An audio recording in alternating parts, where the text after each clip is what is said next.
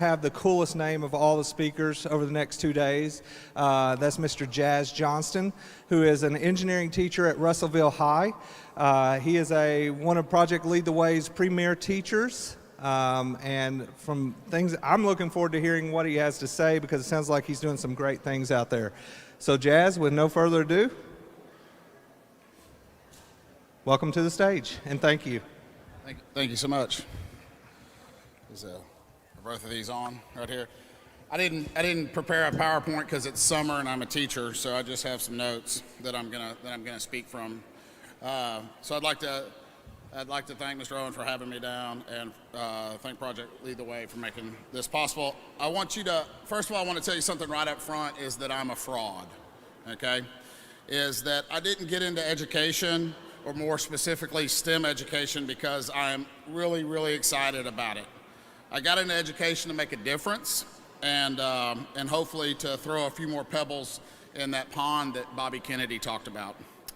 And I know most of my students won't remember Ohm's law or how to find the ideal mechanical advantage of a pulley, but after spending 15 years working in industry and noticing a large lack of people that lack the basic skills that I was looking for, I decided to become a teacher. I got into the teaching business because I wanted to teach grit and problem solving and critical thinking. And STEM education, I just realized, was the coolest way to do that. After all, we have the robots and the dry ice and the Tesla coils. I don't think they have that over in English. I love my job.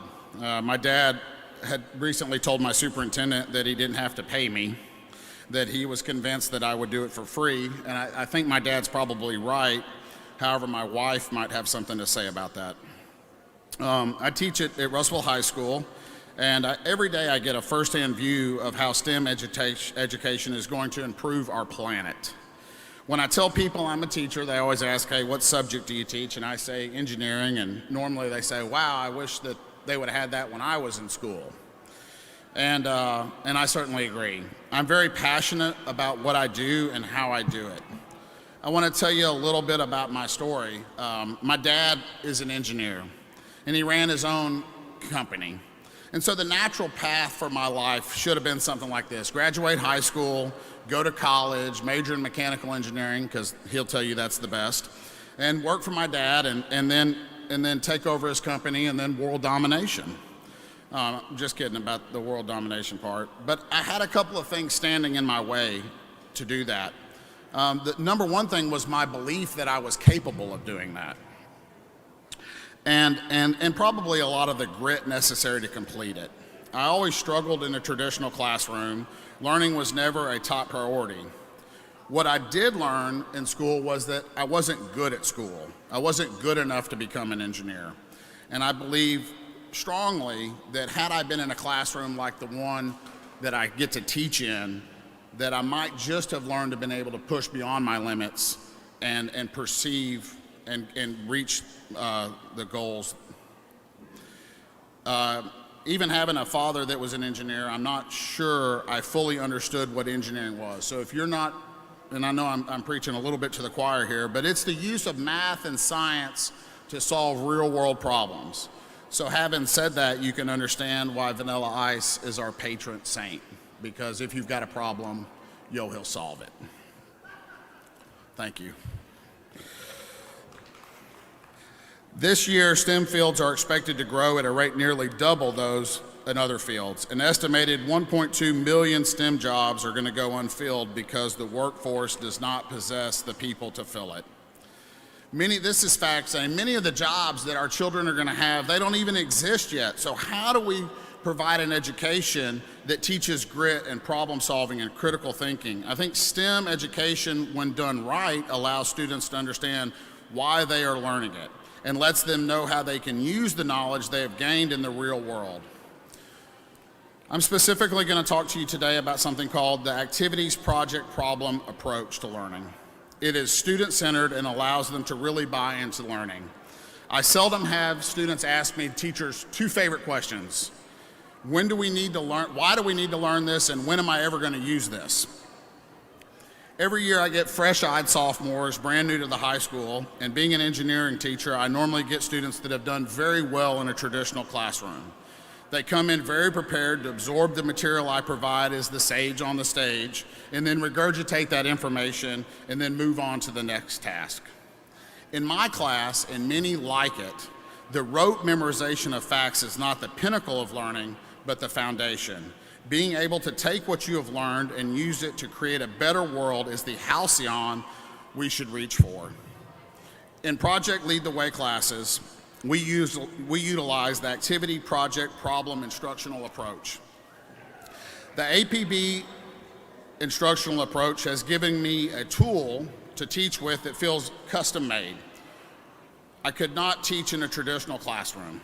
I often wonder if the APB approach was applied to other classrooms outside of STEM, if the alarming stat that most teachers don't teach over 5 years would change. In my experience in a traditional classroom, that a student's learning is often limited by the knowledge of the instructor. I can assure you that in an APB classroom, the teacher's knowledge is not a limiting factor of the student's knowledge. I love being constantly amazed by what my students learn on their own. But before I get too far ahead, I want to talk to you about specifically what APB is. The A stands for activities, and in the activities phase, we use step-by-step processes designed to teach concept and skills. They do this by creating a scaffolding approach which allows the learner to build on his or her prior knowledge and skills. The activities provide numerous ways to provide feedback and for the teacher to give formative assessments. This feedback can often be done in real time, which numerous studies have shown the power of providing feedback very quickly, how effective that is. The P in the APB stands for projects. They allow the learner to use the knowledge and skills acquired in the activities to solve a problem. Often this problem has a known solution or goal for the learner to accomplish. But during the project phase, one can use questioning techniques with the students as a powerful way to assess and then close any gaps in knowledge or skills the learner has. We all understand the importance of differentiation in our classroom. The project allows for differentiation. Students at a lower skill and knowledge level can still solve the specified problem, while students with more knowledge can solve it in a different way, showcasing their own skill set and understandings. That's a very high ceiling. The B in APB stands for problem. And I know problem doesn't start with a B, but it has a B in it. And this phase of the APB instruction can start with a prompt or can be identified to the learner. No specific solution is given. This enables the student to use his or her knowledge and skills to create and achieve at a level that is beyond what they've done in the past. This phase also encourages and often requires student-centered learning of knowledge and skills that were not implicitly taught during the activity or the project phase. Students are required to reflect on their learning. This provides a valuable assessment to them and to the instructor. One of the great things about the APB instructional approach is that it allows me to not average my kids. I want you to think about a regular classroom. And let's say that I have a kid that goes on and I teach a lesson and I give them some practice problems and they make a C on it. And then they come down to the quiz and they make maybe a high C. And then I give them a test and they get a B.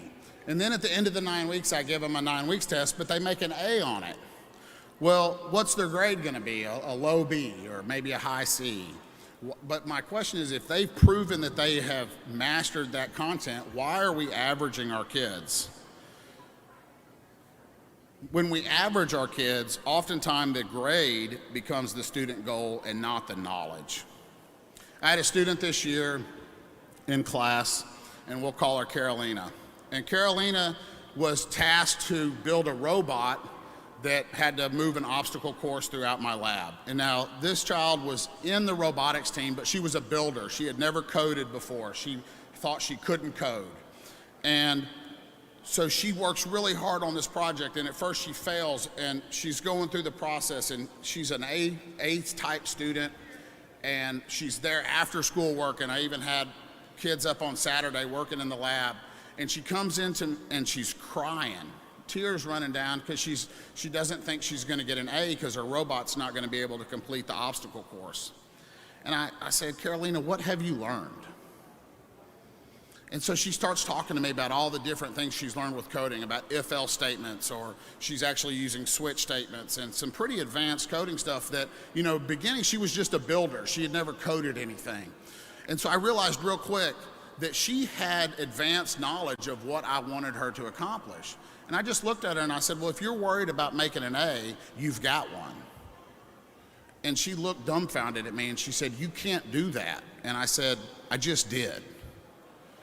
Now I want you to go back and focus on finishing your task and focus on learning more about coding and not worrying about the grade.